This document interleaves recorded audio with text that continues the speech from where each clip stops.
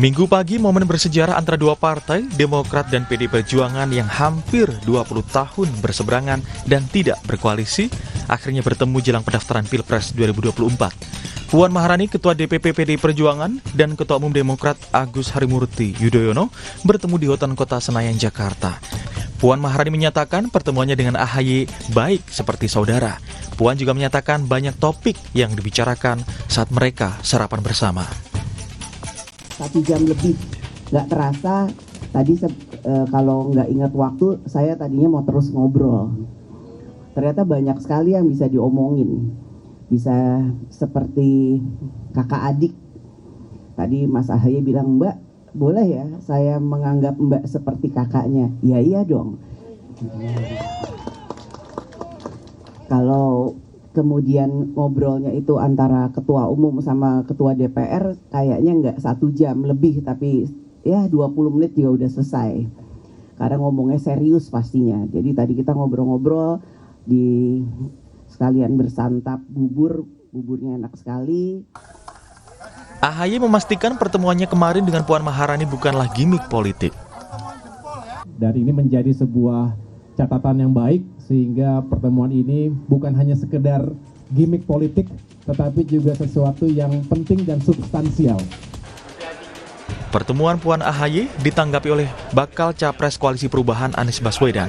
Anies menilai pertemuan keduanya baik untuk menjaga silaturahmi. Anies memastikan Koalisi Perubahan tidak renggang, meski salah satu anggota koalisi partainya yaitu Demokrat bertemu dengan PDIP yang telah mengusung Ganjar sebagai bakal Capres. Jadi sekarang ini kalau ada silaturahmi itu pertanyaannya ada yang tepat nggak, ada yang renggang, sama aja. Justru menurut saya kita harus mulai terbiasa bahwa berbeda tidak berarti putus silaturahmi, berbeda jaga silaturahmi. Dan kalau ada silaturahmi bukan berarti kemudian perbedaannya hilang. Tidak apa-apa. Pertemuan antara Demokrat dan PDIP ini menjadi tanda tanya besar tentang nasib koalisi perubahan. Pasalnya, jika nantinya Demokrat resmi bergabung dengan PDIP mengusung Ganjar, maka pupus sudah harapan PKS dan Nasdem untuk mengusung Anies Baswedan maju di Pilpres 2024. Tim Liputan, Kompas TV. Pertemuan antara Partai Demokrat dan PDIP ini menjadi sejarah karena kedua partai besar tersebut hampir 20 tahun terakhir bisa dikatakan tidak ada komunikasi yang baik dan berseberangan. Dengan pertemuan itu mungkinkah keduanya akan resmi berkoalisi dan bagaimana dengan nasib koalisi perubahan? Pagi ini kita akan membahas dengan sejumlah narasumber melalui daring. Di antaranya sudah bergabung bersama kami Ketua DPP PDIP, Bang Eriko Sotarduga. Ada juga Kepala Badan Komunikasi Strategis Bakomstra Partai Demokrat, Mas Herzaki Mahendra Putra, dan juga pengamat politik Universitas Al-Azhar Indonesia, Kang Ujang Komarudin. Selamat pagi, Kang Ujang, Mas Zaki, dan juga Bang Eriko. Selamat pagi. Bang Eriko, Bang Herzaki. Ya, kita berjumpa lagi di ajang setelah pertemuan kemarin ini. Saya ingin tahu kalau kemarin tuh lebih banyak tampaknya perbincangan tuh mengenai rekonsiliasi begitu. Belum ada perbincangan mengenai kerjasama apa yang akan terjadi antara kedua partai ini. Tapi apa sih sebenarnya bagi partai dulu ya, bagi Partai Demokrat maupun bagi PDIP pentingnya dan apa yang akan berubah dalam langkah ke depan dalam hubungan kedua partai ini pasca pertemuan kemarin? Mungkin dari Mas Herzaki terlebih dahulu. Ya, terima kasih Bang Timothy. Ya, pertama yang pasti bisa kami sampaikan pertemuan kemarin sangat-sangatlah positif ya dan konstruktif bagi kami karena kita tidak hanya berbicara mengenai situasi politik hari ini gitu ya dalam konteks politik praktis, tetapi juga berbicara mengenai gagasan, berbicara mengenai pengalaman, dan juga bicara mengenai visi dan misi ke depannya. Inilah yang disampaikan oleh Mas AHY kepada kami setelah pertemuan itu berlangsung. Jadi seperti biasa, ya kan, ada pertemuan 4 mata ya kemarin, ada Mbak Puan dan Mas AHY. Ya bagi Mas AHY, hal-hal yang disampaikan di dalam itu patut untuk disampaikan kepada para kader inti untuk bisa dikomunikasikan juga. Ada hal-hal yang memang menjadi bahan diskusi di internal kami, tapi ada juga hal-hal yang patut disampaikan ke publik. Nah, tadi itu yang kami sampaikan. Yang pertama adalah kita berbagi pengalaman, gagasan, visi misi, pandangan mengenai Indonesia. ke depannya. Jadi ini tidak hanya berbicara mengenai politik praktis saat ini, tetapi bagaimana kita bisa bekerja sama dalam membangun bangsa dan negara ke depannya. Nah, yang kedua yang sangat menarik juga dari pertemuan ini adalah bagaimanapun memang betul bahwa selama ini seakan-akan komunikasi antara Demokrat dan PDIP ini dianggap sangat terbatas gitu. Meskipun sebenarnya kan kalau Bang Eriko cermati sama-sama di tingkat parlemen komunikasi terjadi. Memang meskipun beberapa ada perbedaan pandangan ya terkait kebijakan pemerintahan itu kita memang alami. Tapi juga misalnya di pilkada banyak juga kesamaan-kesamaan kita kerjasama di daerah-daerah. Hanya mungkin kan berbicara mengenai center of gravity yaitu mengenai di tingkat pusatnya memang seringkali dianggap ada kebekuan. Dan pertemuan kemarin itu seperti Mas Ahaye sampaikan merupakan oase bagi semua, terutama bagi bangsa dan negara ini.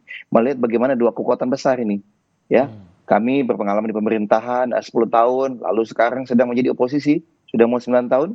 Bang Eriko ini kan kemarin sempat oposisi 10 tahun, sekarang sudah di pemerintahan selama 2 periode. Ini kan luar biasa ini, gabungan kekuatan dan pengalaman kedua partai ini jika istilahnya itu bisa berjalan beriringan ke depan untuk bangsa dan negara. Nah, tetapi yang tidak kalah pentingnya yang ketiga, Bang Timothy. Pertemuan ini didasari oleh sikap saling menghormati dan menghargai sikap dan posisi masing-masing. Ya. Mbak Puan juga menyampaikan memahami Demokrat, Mas Ahaye saat ini sedang berada di koalisi perubahan. Kami mengusung perubahan dan perbaikan, mengusung Mas Anies Baswedan sebagai capres. Sedangkan Mbak Puan mengusung kadernya sendiri, PDIP, Mas Ganjar sebagai capres untuk Pilpres 2024. Nah, ini yang menjadi penting. Jadi meskipun kami saat ini sudah memiliki posisi politik terkait dengan Pilpres 2024, tetapi ini tidak membuat kami tidak berkomunikasi, tidak membuat kami bahwa sudah pasti kita akan ada perbedaan, tidak bisa bersama, tidak bisa bertemu. Gitu. Nah, inilah yang menjadi bagi kami kuncinya gitu. Bagaimana kita semua di negeri ini berbagai elemen bangsa bisa terus saling komunikasi silaturahmi. Apakah ada potensi kerjasama ke depannya? Bagi kami sangat terbuka, karena kan banyak hal ya yang kita bisa bicarakan. Tapi kalau bicara koalisi, saya yakin kalau PDIP pasti sudah sampaikan tidak mungkin ada koalisi. Karena di PDIP hanya mengenal kata kerjasama ya Bang Eriko ya. Jadi nggak mungkin kalau bahas koalisi tidak. Karena PDIP hanya mengenal istilah kerjasama. Nah itu kira-kira dari kami buat awalan. Ya, pernyataan yang sama dari Demokrat. Kalau koalisi tampaknya tidak mungkin dengan PDIP. Ya karena kan PDIP kerjasama mengenalnya. Nah, itu statusnya aja lah gitu. Tapi kalau bentuknya kan resminya ada nih kalau di KPU begitu. Apakah menutup kemungkinan tersebut juga? Mohon maaf, ini ke saya ya? Iya, betul. Ya, kalau dari kami tadi, indahnya pertemuan kemarin adalah saling menghargai dan menghormati posisi masing-masing saat ini. Kami di Koalisi Perubahan, teman-teman PDIP, Mbak Puan, saat ini mengusung Mas Ganjar, kami mengusung Mas Anies Baswedan. Dan bagi kami, Mas Ahaye menyampaikan, masih terlalu dini berbicara mengenai itu gitu. Ya karena ini kan pertemuan yang besar sebenarnya, ya ini yang harus kita jalani dulu prosesnya. Iya. Oke, ini tahap awal dulu ya. Bang Eriko, apa artinya untuk PDIP dan benar tuh bahwa kalau rasa-rasanya untuk koalisi ya tidak mungkin. Ini memang hanya mencoba membuka pintu komunikasi dengan partai yang selama ini 20 tahun komunikasinya secukupnya saja. Ya, terima kasih Bung Timothy dan seluruh yang menyaksikan dimanapun Anda berada, Adinda saya Herzaki dan Kang Ujang. Adinda Herzaki, saya berterima kasih dari tadi menyampaikan ada 3 hal yang penting tadi. Ya memang kalau dilihat tadi terlihat kan nomor 14 itu 4 kurang 1 juga 3. Memang itu nomor PDI Perjuangan. Jadi ini bukan kebetulan Bung Timothy menurut saya ya. Tidak ada sesuatu yang kebetulan dan tidak ada yang terjadi begitu saja. Nah, coba Bung Timothy lihat kantor DPP kami itu jaraknya tidak ada 300 meter. Jadi selama ini sudah dekat di mata, tinggal dekat di hati. Betul tidak? Nah, saya perlu luruskan apa yang disampaikan Bung Timothy tadi mengenai komunikasi yang seolah-olah agak jauh, renggang atau apa. Saya mau sampaikan di sini dan bisa dikonfirmasi langsung dengan Mas Ahaye dan Mas Ibas. Betapa beliau sangat cukup sering untuk datang ke Teguh Umar. Bahkan di hari-hari raya, hari Lebaran, beliau kakak berdua beradik itu datang dan saya kita ingat itu. Ya, Ada selfie-nya yang kita ingat soalnya rame. Iya, bersama-sama menikmati nasi goreng yang memang luar biasa yang disajikan oleh Ibu Mega. Nah, konteks tadi sebenarnya, kan banyak orang bertanya, Bung Timothy, maupun kita semua.